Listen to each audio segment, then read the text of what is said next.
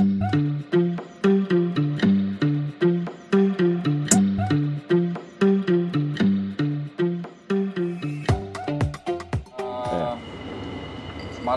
Datuk Seri Najib kata dia dah jumpa Perdana Menteri berkenaan dengan isu moratorium dan KWSP itu. So jawapan daripada Perdana Menteri lah mengatakan bahawa apa yang diumumkan tu sudah elok tu. Selainnya diserahkan kepada MOF dengan KWSP dan bank-bank tu sendiri. Dia beginilah, bila orang tu dah terlalu angkuh, dah nak mampus pun masih angkuh lagi, kan? Jadi sekarang ni kita serahkan balik pada Datuk Najib lah. Kalau dah itulah jawapan angkuh daripada Perdana Menteri kita yang tak sedar diri ni, kan? Yang riwayat politiknya dah nak mati ni, masih tak sedar diri, masih angkuh, maka Datuk Najib dan juga rakan-rakan dalam komponen Barisan Nasional kena bertindak. Kan? Kita kena keluar daripada Kerajaan Perikatan Nasional. Kalaupun bila kita keluar itu bermakna kerajaan ni tak jatuh. Sebab dia ada backing daripada Mahathir. Mahathir dah ugut Lim Kok Eng. Biarkan. Kita nak tengok apa PAS akan cakap bila Muhyiddin kembali bersama dengan DAP. Kita nak tengok apa PAS nak cakap. Mungkin PAS boleh terima DAP ni, sebab mereka pun dulu bersama. Betul tak? Betul. Tetapi kena ingat, bila PAS boleh terima DAP, bila DAP bersama dengan Muhyiddin, PAN juga akan bersama dengan Muhyiddin. Ini mungkin hikmah Allah Ta'ala nak bagi kita. Bila PAN bersama, kan, mungkinlah itu akan menyebabkan kekasih lama kita ni kembali ke pangkuan kita. Sebenarnya apa? Ini semua Allah Ta'ala yang tentukan. Apa ambil contoh. Kau tak pelik ke masa pengundian bajet yang pertama? Pengundian bajet yang pertama. Alamak, di tengah live ni ada orang call terputus YouTube. Okey. Masa pengundian bajet yang pertama tu, ketika pengundian di peringkat dasar, Tun Mahathir bangun. Siapa yang bangun bersama dengan Tun Mahathir? Geng-geng Parti Amanah. Anwar Ibrahim bangun tak? Tak bangun. Sebab Anwar Ibrahim sudah berunding dengan Muhyiddin. Betul tak? DAP bangun tak? Tak ada. Sebab DAP juga sudah berunding dengan Muhyiddin. Siapa yang teman Mahathir bangun? Anak dia. Selain daripada tu, Amanah. Agak-agak kenapa Amanah dia ikut Mahathir, dia tak ikut Anwar Ibrahim, tak ikut DAP? Yang ini geng-geng PAS kena cerdik sikit lah, kan? Sebenarnya DAP beritahu dengan geng Amanah, kan, you all semua bangun, lawan ini bajet, jangan ikut kita orang. Sebab kalau you all pun sama duduk sama kita orang, maka rahsia bahawa Muhyiddin sudah negotiate sama dengan PAN akan ketahuan oleh PAS. Jadi PAS akan kecil hati. Sebab Muhyiddin sudah berunding dengan PAN. Itu sebabnya DAP beritahu dengan PAN, you all bangun, kita orang duduk. Itu cerita dia. Seronok tengok politik Malaysia yang tengah langgar ni. Cuma nak tengok siapa akhirnya yang menang, kan? Apa ni sekarang ni sebenarnya apakah elemen-elemen yang menyebabkan MP BN takut nak tarik diri daripada PN tu? Yang mana ada jawatan menteri takut hilang kementerian dia. Betul tak? Betul.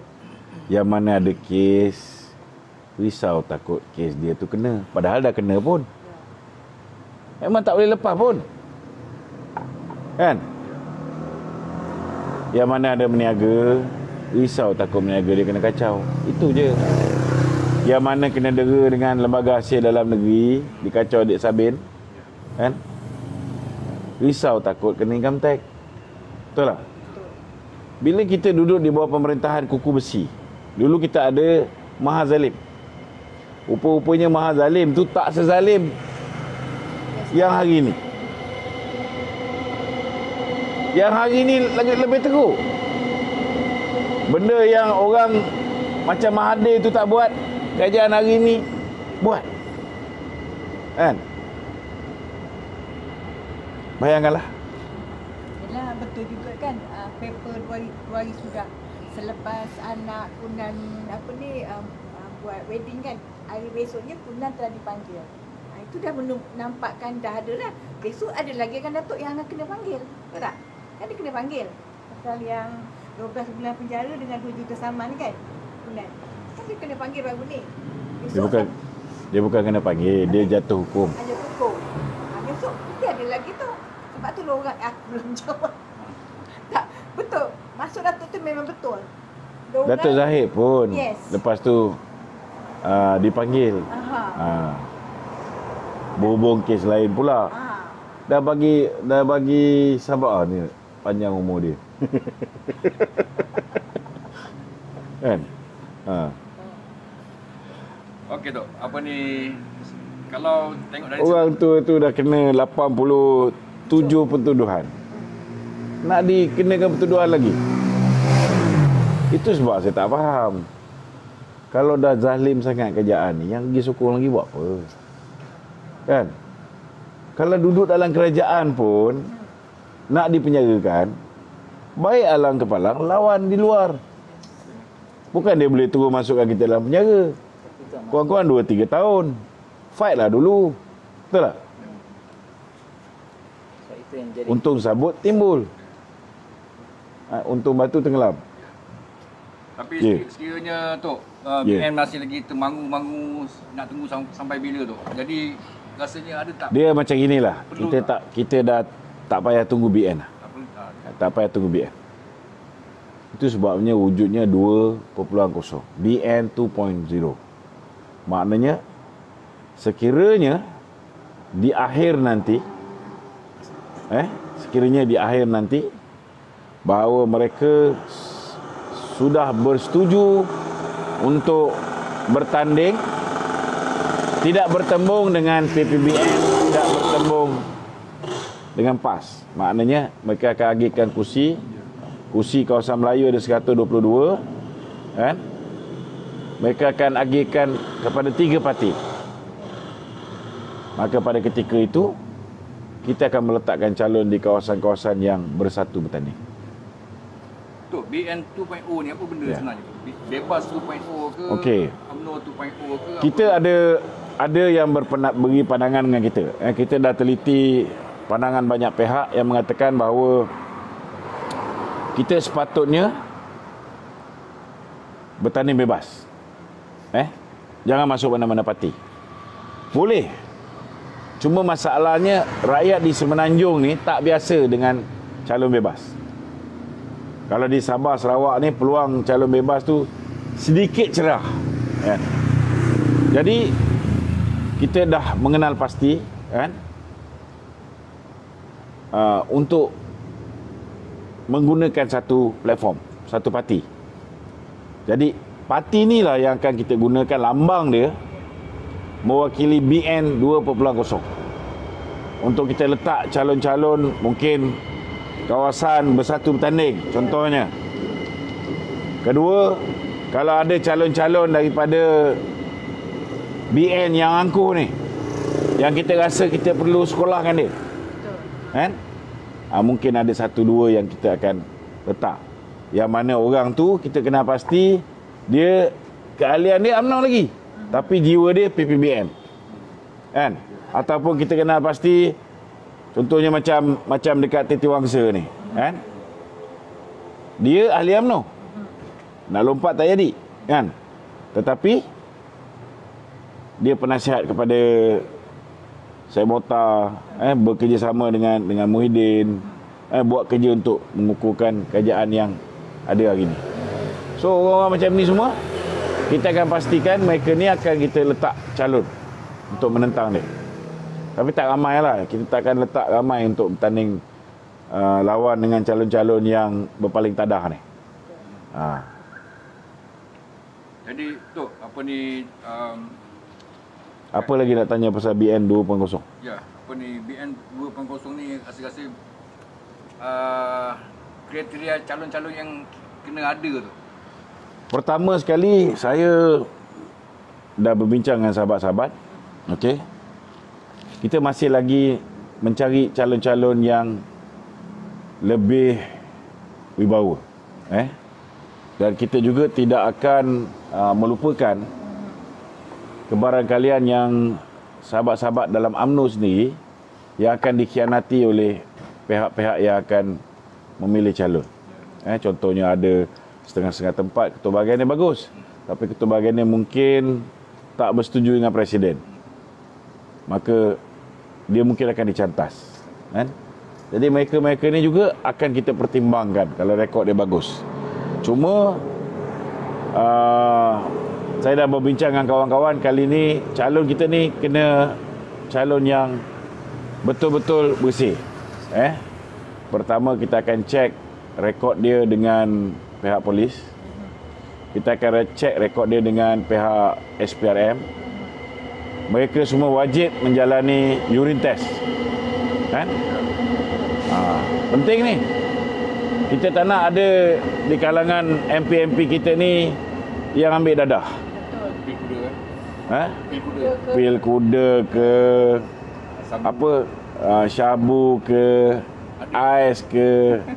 Aku cakap ni sebab ada lah, kan? Okey. Kan? Dalam kabinet tu yang pasti ada 2 orang. Kaki disko ke ke? Kalau boleh kita elakkan lah. Kalau boleh kita elakkan. Tapi tak semestinya lah, tak semestinya mereka ni 100% bersih. Memang tak senang nak cari. Tetapi kita akan ada skor dia. Contoh dari segi kesihatan dia, kan? Ada penyakit sikit-sikit, okey. Tapi kalau boleh, keadaan tu tidak sampai dia ni mungkin jalan dalam tempoh 5 tahun. Kalau tidak menyusahkan rakyat, nak kena pergi buat pilihan raya kecil. Betul tak? Jadi kita tengok juga, jangan sampai yang kritikal, dah kena kanser stage 4 macam Muhyiddin pun kita nak bagi jadi calon, payahlah. Betul tak? Kita tengok, kita pastikan mereka ada kriteria-kriteria ni.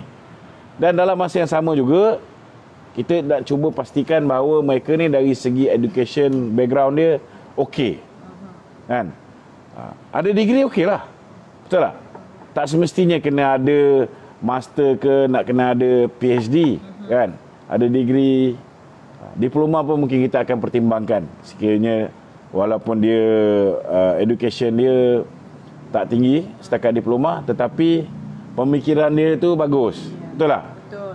Itu jauh lebih baik daripada kita ambil calon-calon yang beli degree palsu. Betul.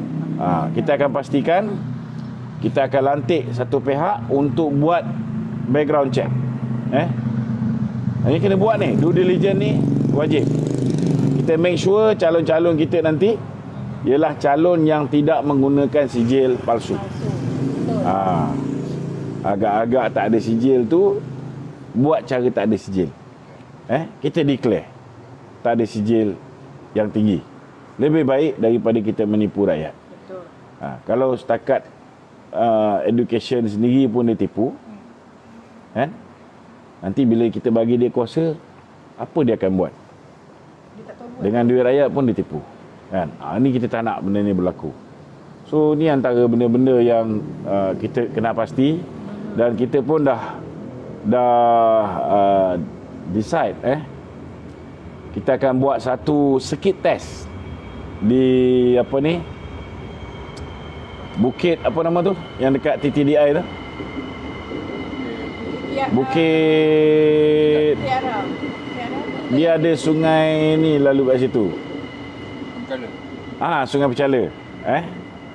Dekat TTDI, dekat belakang TPC Golf.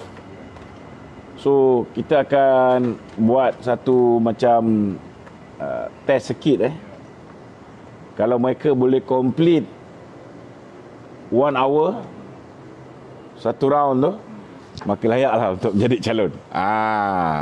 Maknanya siapa bercadang nak jadi calon ni, bolehlah start jalan kaki sikit ke, kan? Okay. Tak semestinya kena pandai jogging ataupun boleh jogging, tidak. Tapi kena sihat. Kalau tidak kau nak masuk kampung macam mana? Betul tak? Kena make sure, kan? Dan dalam masa yang sama juga, kita juga akan check rekod masing-masing di bank negara. Berapa bulan kita tak bayar, kan?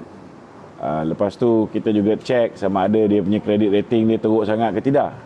Kita tak nak nanti bila kita dah letak dia jadi calon, last kali bankruptcy pula. Betul tak? Baru setahun jadi ahli parlimen dah bankruptcy, kan? Kita pun tak nak macam tu. So ini antara benda-benda yang mungkin kita akan pertimbangkan bila kita nak memilih calon-calon kita. Itu sebab saya terus terang cakap, kita still perlukan calon yang berwibawa dan calon yang boleh berfikir untuk masa depan negara. Orang yang nak jadi calon ramai. Orang yang ada duit pun boleh tahan juga, kan? Tapi kalau ada duit, otak tak ada, nanti aku pening nak fikir macam mana nak tutup mulut dia. Kan? Ini Mahathir dah mengalami ni. Betul tak? Dia ada orang yang ada doktorat, kan? Tapi boleh fikir pasal nak tukar kasut putih jadi kasut hitam je. Kita tak nak pening kepala macam ni. Kena pastikan bahawa calon-calon kita ni ialah calon yang boleh kita ketengahkan, kan?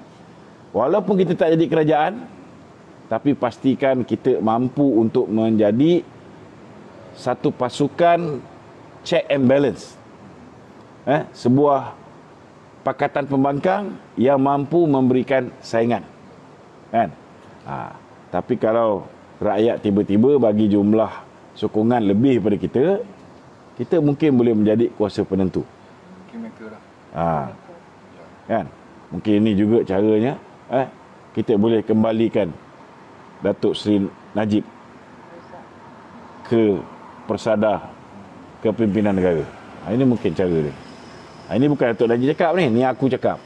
Tak ada kaitan dengan dia. Suka hati aku lah, aku nak buat apa, kan? Aku bukan ahli UMNO. Tak kena buang. Betul tak? Ada aku kisah. Kan? 6 kali merayu pun tak dapat. Soalan kepala, baiklah kita buat pasukan kita, kan? Yang penting kita bukan nak melemahkan UMNO. Kita nak mengukuhkan UMNO. Tapi setiap calon ni, dia kena sign dulu agreement. Kalau dia lompat parti, kita akan saman dia 100 juta. 10 juta tak boleh. Sebab Mahathir mampu bayar, kan? So kita nak make sure at least 100 million. Yang kedua, mereka ni kena sign persetujuan selepas pilihan raya mereka akan menyertai mana-mana BN friendly party. Kan? Kalau ketika itu kepimpinan BN meyakinkan, kan? Kalau kepimpinan tu nak membawa kita ke gaung, kita hold sebagai entiti berasingan dan mungkin kita akan memberikan sokongan kepada pihak yang difikirkan oleh kita layak untuk mentadbir negara. Yang paling penting kita nak kalau boleh kerajaan tu kerajaan yang boleh mendengar, boleh memahami, boleh menyelami denyut nadi rakyat, kan? Dan tak menyusahkan rakyat macam kerajaan hari ni lah. Senang cerita. Okey, Tok. Ada soalan lain? Dalam barisan BN 2.0 ni, Tok. Ni ada pula yang kata aku gila talak ni. Apa benda lah korang ni? Ni masalah dia orang. Dia orang ni, dia tulis, dia tak dengar apa kita cakap. Betul lah. Kita dah cerita BN 2.0. Maknanya kita akan buat platform kita sendiri. Tapi kita tak panggil lah ahli UMNO untuk join kita. Ahli UMNO maintain, duduk dalam UMNO. Jangan pening-pening. Sebab kita pun akan balik semula. Kan? Sekarang ni kita cakap nak masuk balik 6 kali, 7 kali, 100 kali tulis surat pun dia tak layan. Kalau aku dah ahli parlimen, ada pula 2-30 orang, katakanlah 2-30 orang, takkan dia tak nak terima. Betul tak? Ya. Silat-silat dengan pengurusi BN pun kita boleh tukar. Okey Tok, dalam perancangan BN 2.0 ni Tok, dari segi komposisi calon ni, kaum dan gender ni Tok, macam mana? Kita punya calon berbilang kaum. Itu sebab kita ubah daripada UMNO 2.0, kita ubah kepada BN 2.0. Sebab kena faham bahawa hari ni ni terbuka bukan hanya setengah-setengah orang saja yang kecewa dengan UMNO, yang tunduk dengan apa ni apa nama dia panggil, Bersatu, tapi ada juga kawan-kawan kita dalam parti-parti komponen lain ni kecewa bila mana kepimpinan mereka ni nampak dilihat lebih rapat dengan Datuk Hisham, kan? Ada juga, kan? Jadi adalah cara kita nanti macam mana kita nak bagi dia orang ni jangan bongkak.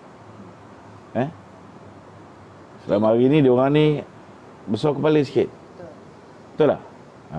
Jadi tu, anda kata besok sampai di hari PRU tu besok, anda katalah Barisan Nasional menarik diri daripada PN dan bertanding semua kawasan. Apakah akan jadi pada Barisan BN?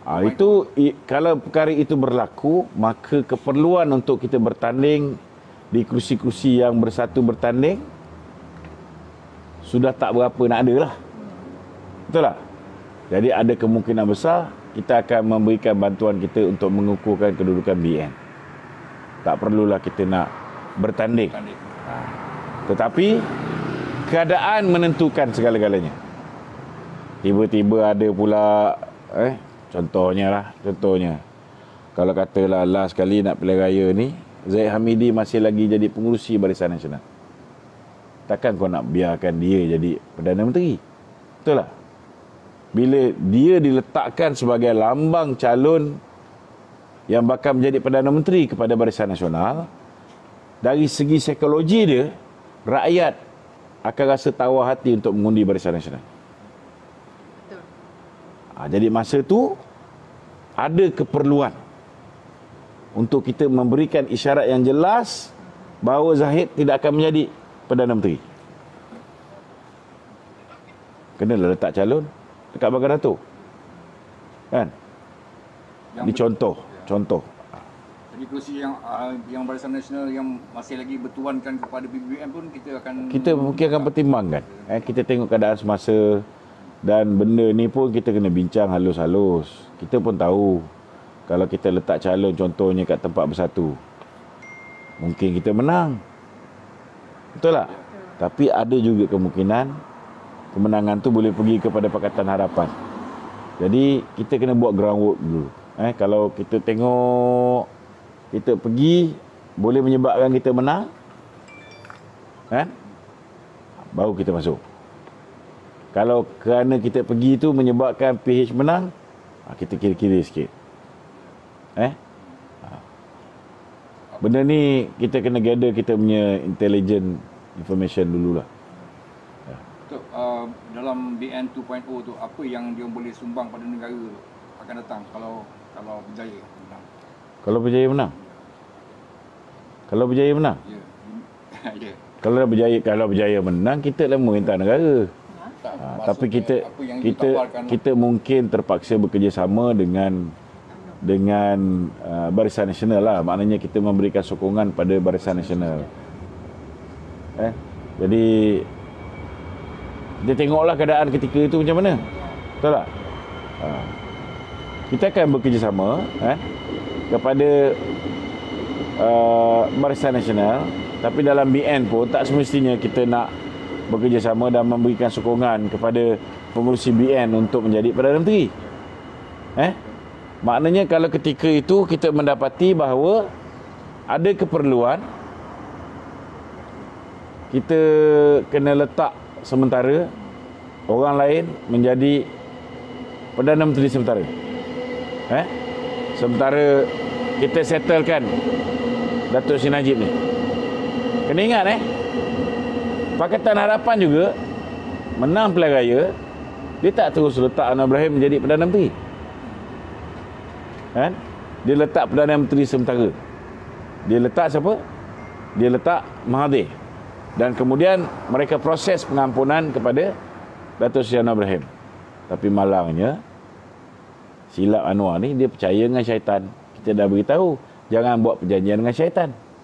Kan? Macam kita beritahu kawan-kawan kita dalam UMNO ni, jangan buat perjanjian dengan syaitan. Anwar dah buat perjanjian dengan syaitan dan dia dah terima dia punya akibat dia. Tapi kadang-kadang orang UMNO ni pun tak belajar lagi. Bukan orang UMNO yang kat bawah ni lah. Orang UMNO kat bawah cerdik belaka. Yang kat atas ni, Dia tak letih kena selapa. tak serik lagi. Serik. Tak belajar melalui kesilapan orang lain. Ini kena faham tau. Ada falsafah yang kita boleh bakul sampah kan. Contohnya, belajar melalui pengalaman. Kan? Kalau kita kena buat salah dulu, baru kita faham. Ini bodoh namanya. Ada kalanya kita tengok orang lain tu dah buat benda tu dan dah terima padah dia. Takkan kita nak buat dulu, kita buat salah, baru kita nak belajar melalui kesilapan kita. Itu salah. Kita kena tengok juga kalau orang tu dah buat, dia menerima akibat yang tak bagus, bekerjasama dengan Mahathir, takkan kita nak biarkan diri kita jadi mangsa yang kedua. Betul tak? Ini kena bijaksana.